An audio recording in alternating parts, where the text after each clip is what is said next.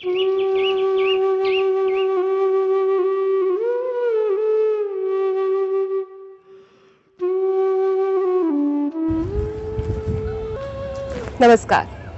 मैं मोनिका सिंह। धर्म यात्रा की आज की कड़ी में हम आपको यात्रा कराएंगे ख्वाजा की नगरी अजमेर की, जहां आज भी मिसाल कायम है धर्म साधना और भाईचारे की।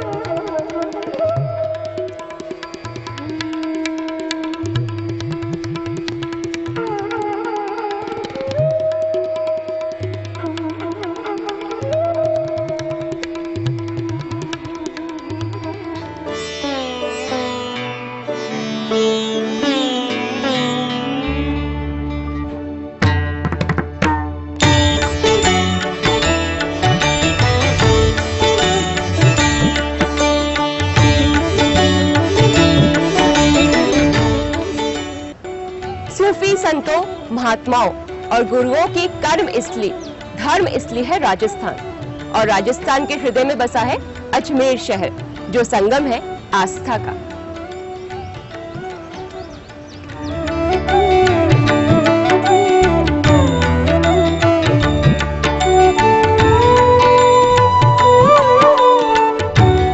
अजमेर शहर की स्थापना 7वीं शताब्दी के शुरुआत में चौहान राजा अजयपाल ने की थी, जिसे अजमेरू नाम से पहचान मिली, जिसे बाद में अजमेर के नाम से पुकारा जाने लगा।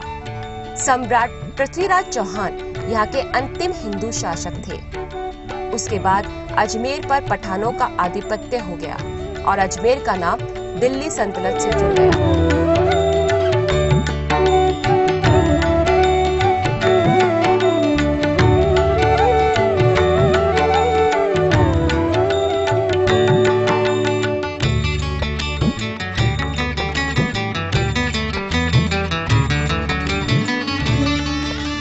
इस शहर के चारों ओर है अरावली पर्वतमाला और शहर के बीचों बीच है अना सागर झील, जो इसकी खूबसूरती में चार चांद लगा देती है।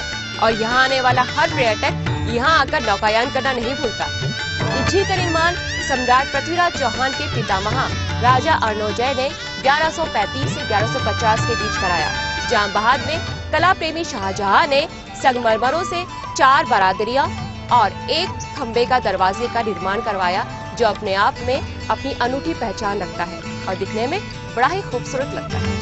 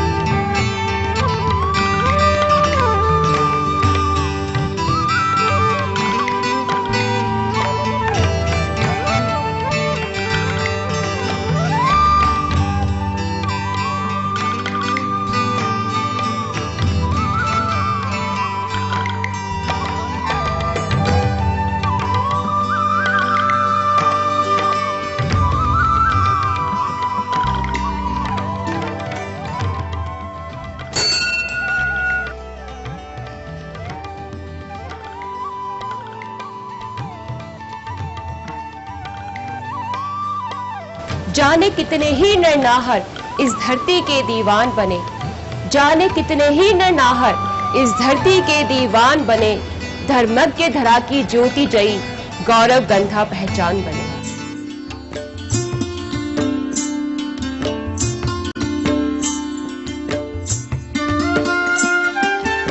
शहर के बीचों बीच लाल पत्थरों से बनी ये ऊंचे शिखरों वाली इमारत जैन तीर्थंकर भगवान आदिनाथ का मंदिर है।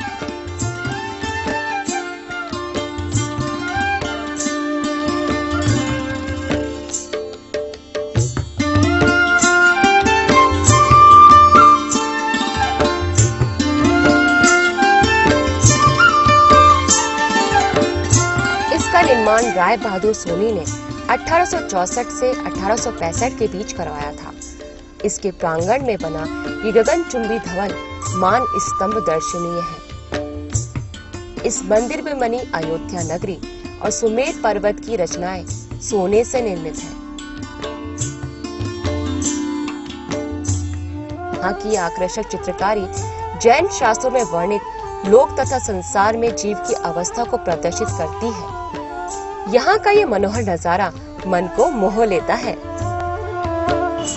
और भगवान के प्रति श्रद्धा उत्पन्न कराने के लिए भगवान को भी कहीं लाना पड़ेगा अपने को, तो उसी दृष्टिकोण को सामने रख करके मंदिरों की स्थापना होती है। मंदिरों में फिर भगवान की मूर्तियां स्थापित की जाती है, जिन्हें देख करके, जिनकी भक्ति करके लोग ये समझ सकते हैं, ये मान सकते हैं कि हमें अपने अंदर के सारे विकार निकाल करके और मनुष्य के जो आवश्यक गुण हैं उनको डेवलप करके हमें भगवान बनना है।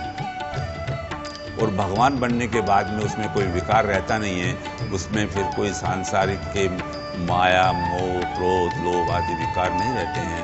बस भगवान वही है जिसमें किसी तरह का कोई विकार नहीं। और जापानी वास्तुशैली को परिलक्षित करता ये मंदिर है संत साईं बाबा का, जहां आकर एक रूहानी एहसास होता है।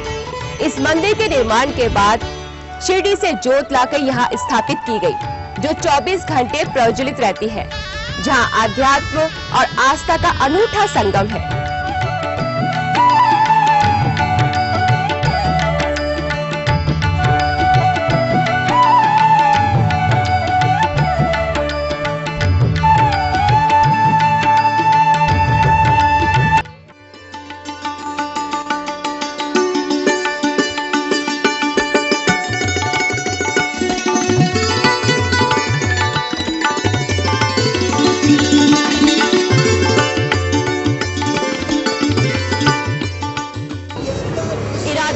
बनते हैं, बनके टूट जाते हैं, वही अजमेर आते हैं जिन्हें ख्वाजा बुलाते हैं।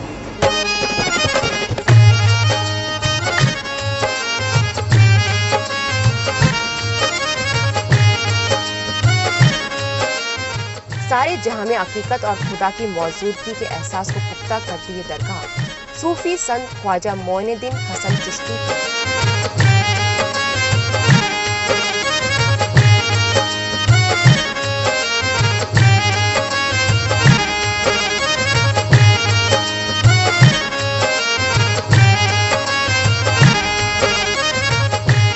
सन 1199 में एक संत फकीर ईरान अफगानिस्तान के रास्ते हिंदुस्तान पहुंचे और गरीबों की नवाज गरीब नवाज के नाम से मशहूर हुए। इस संत की सूफी परंपरा ने दुनिया को इबादत के रूहानी एहसास से रूबरू कराया।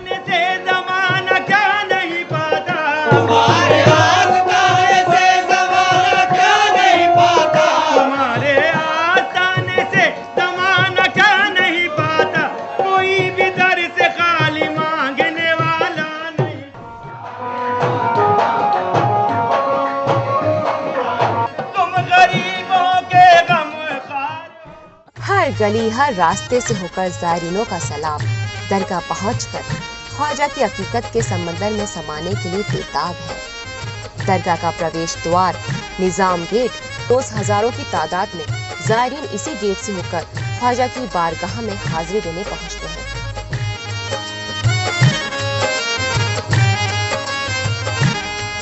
दरगाह में कायम अकबरी मस्जिद शहजहानी मस्जिद, जिसका निर्माण बादशाह अकबर और शाहजहां ने करवाया था,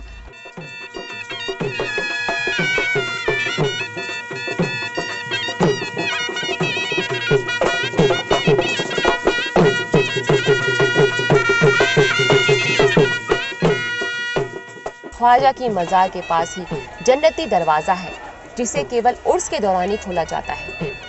इसी दरवाजे से होकर ख्वाजा साहब इबादत के लिए अपने हुजरे में जाया करते थे।